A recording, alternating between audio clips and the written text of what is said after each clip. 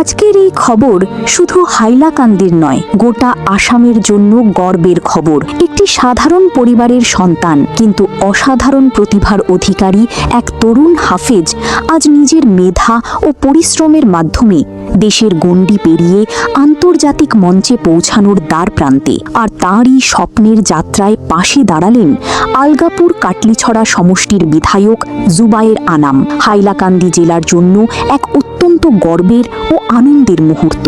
রাষ্ট্রীয় কোরআন প্রতিযোগিতায় প্রথম স্থান অর্জন করে জেলার নাম উজ্জ্বল করা আমাদের এই মেধাবী হাফেজ ভাই এবার আন্তর্জাতিক কোরআন প্রতিযোগিতায় অংশগ্রহণের উদ্দেশ্যে পবিত্র মদিনা শরীফে যাওয়ার প্রস্তুতি নিচ্ছেন। কঠোর পরিশ্রম, অধ্যাবসায় এবং কোরআনের প্রতি অগাধ ভালোবাসার মাধ্যমে তিনি আজ এমন এক অবস্থানে পৌঁছেছেন যা শুধু তার পরিবারের নয়, সমগ্র হাইলাকান্দি জেলার জন্য গর্বের বিষয়। এই উপলক্ষে তিনি আলগাপুর কাটলিছড়া সমষ্টির বিধায়ক জুবায়ের আনাম ভাইয়ের সঙ্গে সৌজন্য সাক্ষাৎ করেন। সাক্ষাৎকালে বিধায়ক মহোদয় আন্তর্জাতিক প্রতিযোগিতায় অংশগ্রহণের জন্য তার বিমান টিকিটের সম্পূর্ণ ব্যয় বহনের আশ্বাস প্রদান করেন। একজন মেধাবী কোরআনের হাফেজের স্বপ্ন পূরণে বিধায়কের এই মানবিক ও প্রশংসনীয় উদ্যোগ ইতোমধ্যেই সাধারণ মানুষের হৃদয় স্পর্শ করেছে। এমন সহযোগিতা শুধু একজন প্রতিযোগীকেই নয়, ভবিষ্যৎ প্রজন্মকেও অনুপ্রাণিত করবে। আমরা বিধায়ক জুবায়ের আনাম ভাইয়ের প্রতি আন্তরিক কৃতজ্ঞতা ও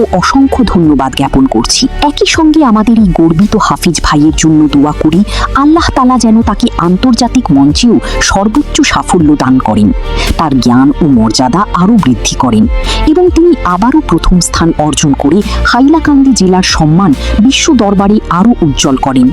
আমিন।